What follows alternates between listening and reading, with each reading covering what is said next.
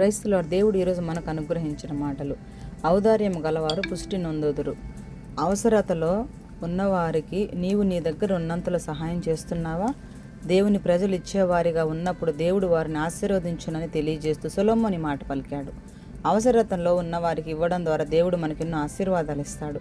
దేవుడు మనల్ని ప్రేమించి తన కుమారుడినే మన కోసం బలిగా ఇచ్చారు. మరి మనం దేవుని కొరకు ఏం చేస్తున్నాం, ఏమిస్తున్నాం? మన ప్రథమ సమయాన్ని, శ్రేష్టమైన వాటిని దేవునికి ఇచ్చేవారముగా మనం ఉన్నామా?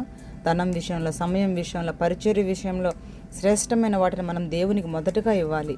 ఇతరుల పట్ల, ముఖ్యంగా పేదవారి పట్ల దయతో, ఔదార్యంతో మనం ప్రవర్తించాలి. తిరిగి ఇవ్వలేని స్థితిలో ఉన్న వారికి మనం సహాయం చేయాలి. దానికి దేవుడు మనకు ప్రతిఫలం ఇస్తాడు. నీవు చేసే సహాయాన్ని ఇతరులు చూడకపోవచ్చు, కానీ పరమందున్న మన దేవుడు నీవు చేసే ప్రతి పనిని గమనిస్తాడు. ఆయన నీకు ప్రతిఫలం ఇస్తాడు.